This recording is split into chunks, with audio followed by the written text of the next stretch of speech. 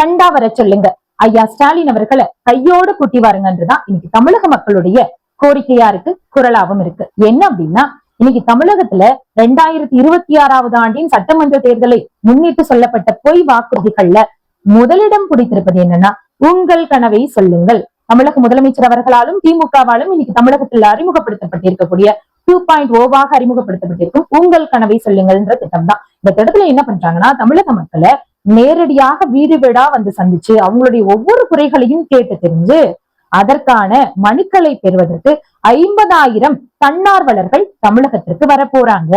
அவங்களுடைய வேலை உங்ககிட்ட மனுக்களை பெற்று அதை கொண்டு போய் ஐயா ஸ்டாலின் அவர்கள் கிட்ட கொடுத்து, தேர்தல் ஐயா ஸ்டாலின் அவர்கள் வெற்றி பெற்றதும் அந்த மனுக்கள் எல்லாத்தையும் எத்தனை லட்சம் மனுக்களாக இருந்தாலும் அத்தனையும் எடுத்து படிச்சு பார்த்து உங்களுடைய கனவை நனவாக்கப்படும் சொல்லியிருக்காங்க. தமிழக மக்களே, சிந்திக்க வேண்டிய கருத்து தான்.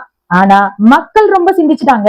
என்ன சொல்றாங்க அப்படின்னா, ஐயா ஸ்டாலின் அவர்களே, இந்த 2.0 ஒரு திட்டம் இருக்கு அப்படின்னா 1.0 ஒண்ணு இருக்கணும் இல்லையா? 2021 சட்டமன்ற தேர்தலை எதிர்கொள்றதுக்கு தமிழக மக்களாக்கே எங்க எல்லாத்தையும் தொகுதி வாரியா வந்து சந்திச்சு மேடைய போட்டு அதுல உட்காந்து இதே மாதிரி மனுவை வாங்கி எங்க கண்ணு முன்னாடியே ஒரு பெட்டியும் வச்சு அந்த பெட்டியில அந்த மனுவையும் போட்டு அதுக்கு ஒரு பூட்டும் போட்டு அதுவும் பத்தாதுன்னு சீலும் வச்சு பல லட்சம் மனுக்களை தமிழக மக்கள் கிட்ட வாங்கி எடுத்துட்டு போனீங்களே, அந்த உங்கள் தொகுதியில் ஸ்டாலின், அதுக்கப்புறமா வந்த உங்களுடன் ஸ்டாலின், இந்த திட்டத்துக்கெல்லாம் என்னையா பதில் இருக்கு? நாங்க கொடுத்த மனுக்கெல்லாம் ஒரு நடவடிக்கையும் எடுக்காம இப்ப மறுபடியும் தேர்தலுக்காக 2.0 ஒண்ணு கொண்டு வந்து உங்கள் கனவைன்னு சொல்றீங்களே.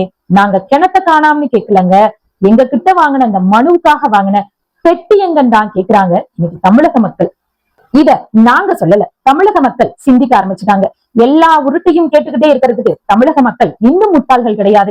தமிழக மக்களுக்கும் சிந்திக்க தெரியும், உண்மை கண்டுபிடிக்க தெரியும். இன்னைக்கு திமுகவினுடைய பொய் நாடகத்தை தோலுரிப்பதற்கு தமிழக மக்கள் தாங்களாகவே முன்வர்றாங்கன்றதுதான் உண்மை.